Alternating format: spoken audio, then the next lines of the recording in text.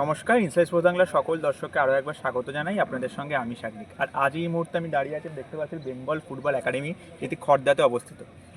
এই একাডেমি কিন্তু আন্ডার-17 ইউথ লিগে কোয়ালিফিকেশান করেছে এবং আগামীকাল কিন্তু তারা বেরিয়ে যাচ্ছে গুয়াহাটির উদ্দেশ্যে, যেখানে কিন্তু আন্ডার-17 ইউথ লিগ খেলবে। তো চলুন এই সম্বন্ধে আমরা আরও জানতে কিন্তু কথা বলে নিয়েছিলাম এখানকার আন্ডার-17 হেড কোচ এবং ইউথ ডেভেলপমেন্টের হেড ব্রত ভট্টাচার্যের ভালো নাম। তো চলুন এবার তাদের থেকে জেনে নেওয়া যাক এই টিম সম্বন্ধে এবং এই সাকসেসকে তারা কীভাবে দেখছে এবং ভবিষ্যতে তাদের ফিউচার গোলই বা কী, এই সব সম্বন্ধে কিন্তু আমরা কথা বলে নিয়েছি। এবার চলুন এবার আপনারা দেখে নিন। এই মুহূর্তে আমরা আমাদের সঙ্গে পেয়ে গেছি আন্ডার-17 লিগ ইউথের হেড সুব্রত ভট্টাচার্য, যার ময়দানে জানতাম পটলাদা। তো পটলাদা, ইনসাইড স্পোর্টস বাংলায় আপনাকে স্বাগত জানাই। তো প্রথমে যে প্রশ্নটা রাখবো, এই আন্ডার-17 ইউথ লিগের কোয়ালিফিকেশন, এটাকে আপনি কত বড় সাকসেস হিসাবে দেখছেন? প্রথম কথা হচ্ছে, এখানে অনেকগুলো একাডেমি আছে যারা রান করছে তাদের মতন করে, তার মধ্যে বেঙ্গল ফুটবল একাডেমির সাকসেসটা প্লেয়ার ডেভেলপমেন্টের ব্যাপারে অনেকটাই বেশি, এবং সেখানে রিজনাল গভর্নমেন্টের আন্ডার একাডেমি, সেখানে পুরো সাপোর্ট রিজনাল গভর্নমেন্টের পাওয়া যাচ্ছে। তার সাথে আমাদের সঙ্গে যারা রয়েছে, আমার মানে অ্যাডমিনিস্ট্রেটিভ এবং কোচিং স্টাফ, মানে সকাল থেকে রাত্রি অবধি পরিশ্রম করে এটাকে দাঁড় করানো হচ্ছে। সেখানে এই সাকসেসটা আমাদের কাছে একটা ইন্সপিরেশন, যে হ্যাঁ, আমরা আরেকটা স্টেপের জন্য যাচ্ছি। আরেকটা স্টেপের জন্য যদি আমরা সাকসেস পাই, সেটা শুধু আমাদের জন্য নয়, বাংলার ফুটবলের জন্য, যে 11টা বাঙালি ছেলে বা 20টা বাঙালি ছেলে নিয়ে আবার একটা সাকসেস। এখানে অন্যান্য একাডেমিতে বাইরের স্টেটের ছেলেরা থাকে, কিন্তু এখানে পুরোটাই বাংলার ছেলে, বাঙালিদের নিয়ে তৈরি করা একটা একাডেমি। তো এই অ্যাচিভমেন্টটা যতটা আমরা যেতে পারবো ততটাই অ্যাচিভমেন্ট, এবং আমি চাইছি যতটা আমরা যেতে পারি তার জন্য আমরা তৈরি করছি। এটা বাংলার ফুটবলের সাফল্য, মানে আমাদের দেশ বারবার বলছি বাঙালি নেই সেই জায়গার কাছে।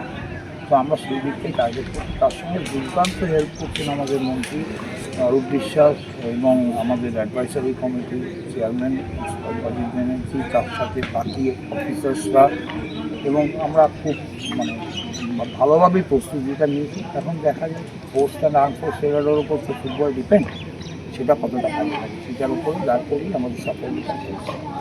আর শেষ প্রশ্ন করবো যে ফিউচার অ্যাচিভমেন্ট সম্বন্ধে আর কী প্ল্যান আছে, ফিউচার গোল কী আপনার? ফিউচার গোল এই আমাদের প্রথম goal development, second goal development with success. এরপরে CFL আছে, তারপরে আবার 13, 15, 17, এবং এবছর 13, 15 কোনো কারণে এক পয়েন্টের জন্য মানে আনফর্চুনেটলি কোয়ালিফাই করতে পারিনি। পরের বছর টার্গেট আমাদের 3টে টিম নিয়ে অল ইন্ডিয়া লেভেলে এই, আর CFL এর এটা ভালো হয়েছে। আর এখান থেকে যে প্লেয়ার ডেভেলপমেন্ট হয়ে যারা বাঙালি ছেলে, যারা বড় জায়গায় অ্যাচিভ করে, বড় জায়গায় চলছে। আমি যে কোশ্চেনটা রাখবো যে আগামীকাল তোমরা আন্ডার-17 ইউথ লিগে কিন্তু বেরোচ্ছে, সেটা একটা বড় সাকসেস। তো এইখানে আপাতত টিমের আপডেট কি, কোনো ইনজুরি প্রবলেম আছে? না, আমাদের কোনো ইনজুরি প্রবলেম নেই। আমাদের ছেলেরা সবাই খুব ভালো কন্ডিশনে আছে।